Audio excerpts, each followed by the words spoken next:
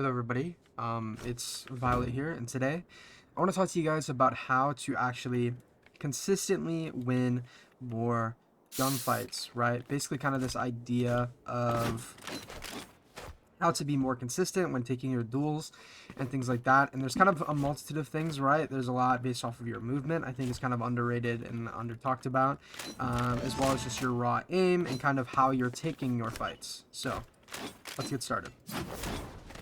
The first thing that I want to talk about is the fundamental kind of idea. I want to talk more about things that aren't game awareness and game sense things first. I want to talk about flat aim because a lot of the time, what really makes a player, right, like someone between, for example, like FNS and cryo cells, is not necessarily their fundamentals of how they take fights or what fights they take, but mainly their raw aim and ability to get themselves out of situations that you're inevitably going to get thrown into, right?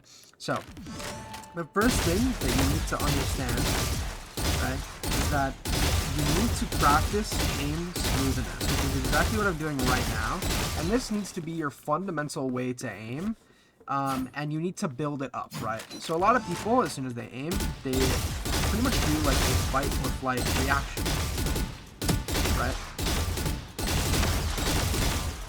Where they're instantly just flipping to the target based off of like what your eyes are seeing and things like that, right? Which, as you can see, I had a decent amount of those shots, and they're also very fast, which means most players, realistically, I'm going to shoot them before they shoot me. But the big problem is, right, is you're not giving yourself time to actually aim and keep a track of your crosshair. So what you need to do is kind of slow it down, right? You need to take your fights slow. More control. Sorry, I literally like hopped out of bed, meditated, and I was like, all right, I'm making this video. So, with all of this, right, you need to practice the smoothness, right?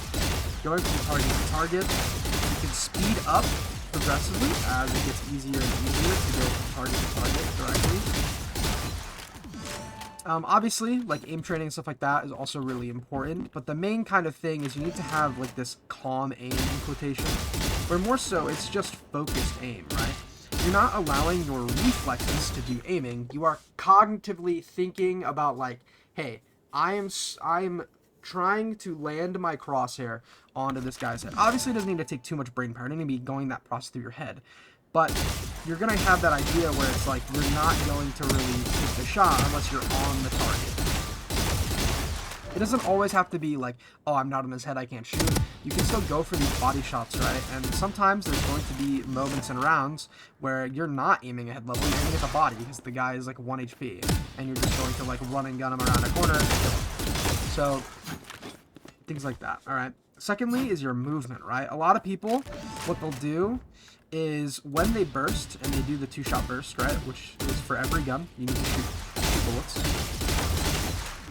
they won't stop moving, so they'll only hit the first one, right? This is why a lot of the time when you're playing Phantom, you dig people for 140. It's a lot of the time when you're using the Vandal, you kind of will see like a bullet go like into Narnia, and then you'll land the bullet on the guy's head. What you want to do is make sure that bullet counts, right? You want that first bullet to always land. Obviously, it's not always going to, but you really want to try and focus on honing your movement. Being very precise, very quick,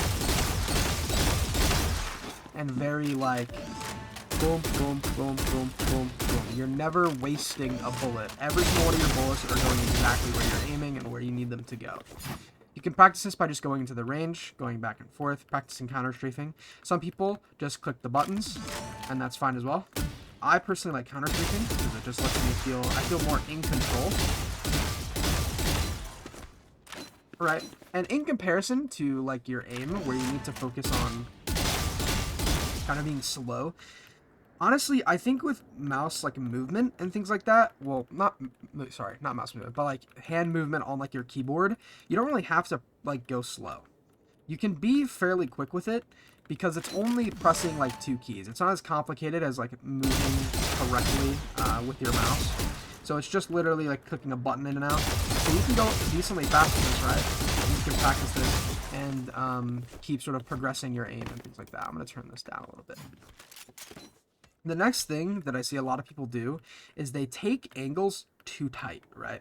They do like this large pre-aim when realistically you need to kind of slice the angle up, right? Like slice the pie. For example, imagine there's a bot here in this corner. Do I need to aim like this? No. I can angle this guy out from like right here, giving him like a very like hard shot to hit. I'm actually going to kind of explain a little bit more of that, right? But basically it's like this idea that you can't really fully tuck into an angle in this game. It's impossible. And a lot of the time, there's going to be angles in the game that you can slice very like on the line, and you can get these like really good kills by doing so and not fully overcommitting. So you're showing the least amount of yourself while being able to kill people. Or and sometimes they can barely even see you, right? They see like an elbow or something like that, and unless they're opping, right, like that elbow really doesn't matter, right? If they're using a rifle, you kind of just instantly kill them. So I want to show this off in Pearl because there's a very specific spot in Pearl that kind of attributes to this rule really well. And if you're a entry duelist, you'll instantly kind of recognize this angle, probably, because it's an angle that not a lot of defenders know about, but is really important. So you come here, this angle, not all the way, but right here, you can see the enemy who's tucked in this angle, and they can't see you, right? Obviously, if it was over towards the left, it would be a little bit different, right? Basically, kind of the idea is that you even if you're on left-handed view model, your eye is still like towards the right side of your face. So obviously, there's a bunch of stuff on your right. You're not going to be able to see the guy, and this guy can see you, basically, right? Like you think you're fully tucked, but you're actually not. It's part of your model showing out, and you can just kill him. So taking like these type of angles where you take things like really tight is how the pros do it, right? They keep as little of themselves as possible. They don't always commit to these really wide swings unless they know, right? Like if they swing here, they know that this guy's wide. So they'll take it wide to try to kill this guy here on the angle and stuff like that. Most of the time when they're clearing like very diligently, they never like full commit to a swing like this. They always slice the angle really well so you can get an angle on the guy of where like you can just shoot him and not have to go all the way out. Pretty much is like this rule of just showing as little of yourself as possible, as well as like you're really fast like this.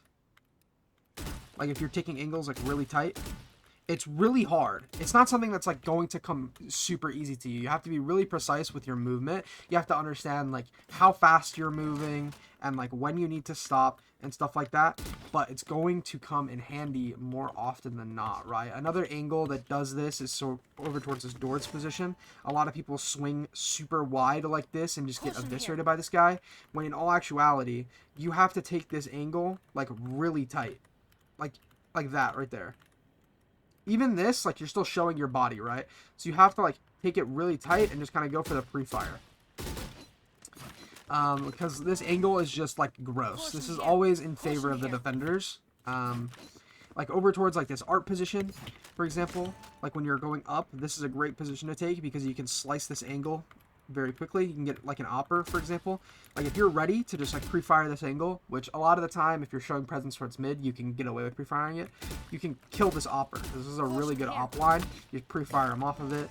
You can do this, right, where you slice this angle, clear this. When you're clearing towards, like, connector, for example, you want to kind of slice, right? You want to be super diligent, especially with like the elevation, so you know you can get like, sometimes you can catch like an elbow before you even fully peek. So you see this guy's elbow and you know that he's on the lower elevation, you can pre-fire, set your crosshair accordingly, stuff like that, right?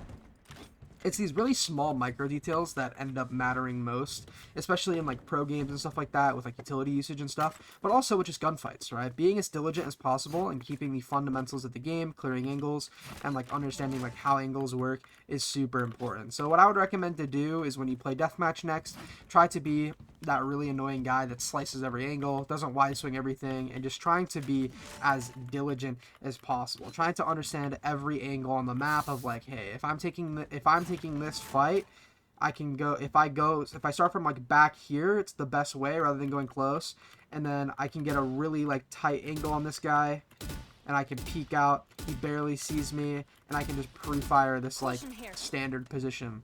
And also, like, if I aim my crosshair like below this orange line, that's where his head's gonna be. Stuff like that, right? Is really important. If you're here, if I aim my crosshair like slightly above like this brick right here, this is where their head level is gonna be. If I walk over, right, if I aim like on this like gray wall, this is where their head's gonna be. Boop, kill them, right?